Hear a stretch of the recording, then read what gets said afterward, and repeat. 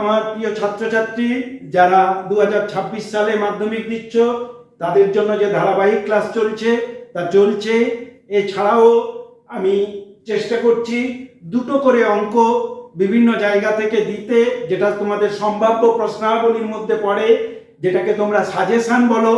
তাহলে ম্যাথমেটিক্সের উপরে সাজেশন স্বাভাবিকভাবে হওয়ার কথা নয়, তাও সিলেক্টেড কিছু কোশ্চেন আমি মনে করেছি যে এই কোশ্চেনগুলো আসার সম্ভাবনা প্রবল, সেই কোশ্চেনগুলো দিচ্ছি। দেখো, একটা শর্ট কোশ্চেনের জন্য অঙ্ক তুলেছি।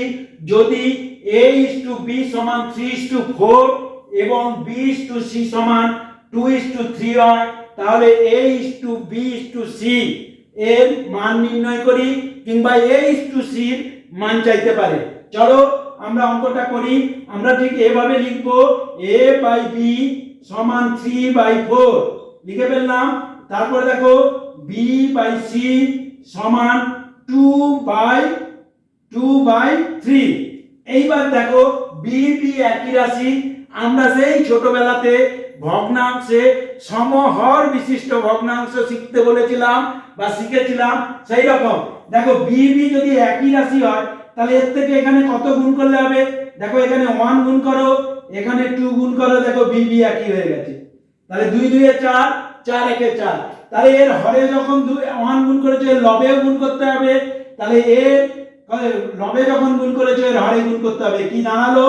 তাহলে 3/4 সমান 4/6। তাহলে কি হচ্ছে? a:b:c ইকুয়াল টু কত? 3:4:6 হলো। যদি অঙ্কটাকে শুধু বলে a:c সমান কত, তাহলে তোমরা কি করবে?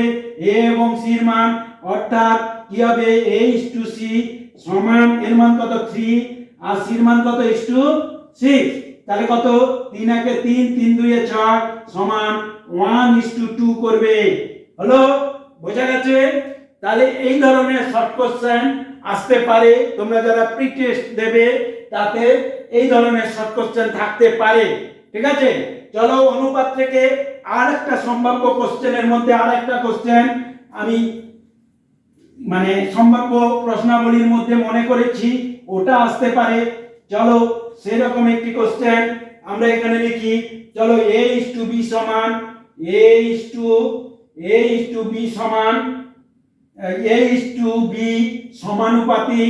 সমানুপাতিক c:d হলে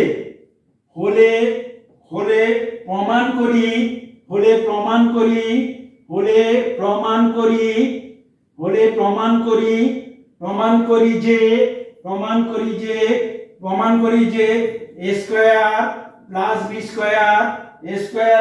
square is to a square minus b square সমান বা সমানুপাতিক কেমন? c square minus plus d square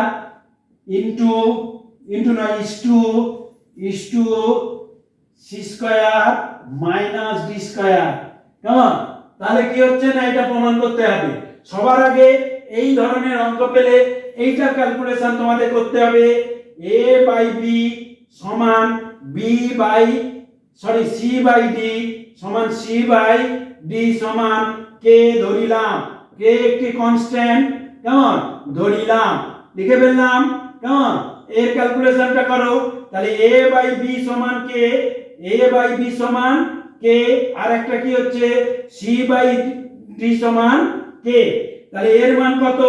a equal to bk, আর একটা c এর মান কত? c equal to dk। আর কোনো মান বেরোবে না। চলো আমরা এখানে করার চেষ্টা করি। এইটা দেখো লেফট হ্যান্ড সাইড, ওইটা দেখো রাইট হ্যান্ড সাইড। আমরা করলাম লেফট হ্যান্ড সাইড সমান কি? a square plus b square is to a square minus b square করো। তাহলে কি হবে? a square plus b square by a square minus b square. আমি এই পাশে করছি কারণ নিচে জায়গা কম। তাহলে এর মান কত?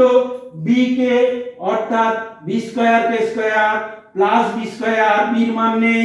এরপরে দেখো b square K square B square K square minus B square.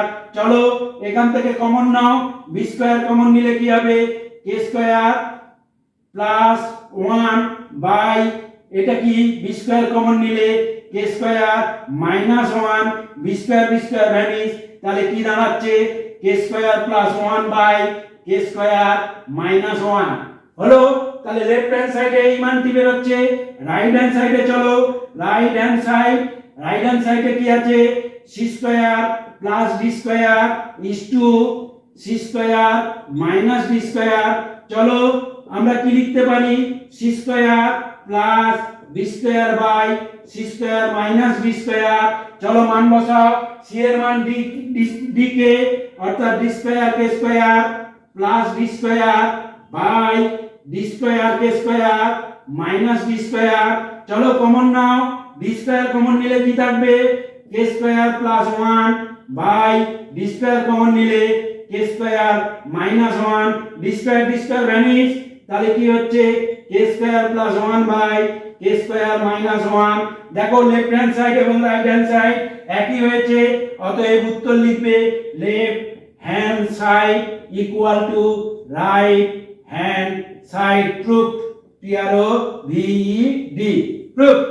এই অঙ্কটাও সম্ভাব্য প্রশ্নাবলীর মধ্যে রেখেছি আমি, তোমরা ভিডিওগুলো দেখো, প্র্যাকটিস করো, তাহলে একটি শর্ট কোশ্চেন আর একটি 1 নম্বরের কোশ্চেন এবং একটি 3 নম্বরের কোশ্চেন আজকের জন্য সম্ভাব্য প্রশ্নাবলী। চলো টাটা।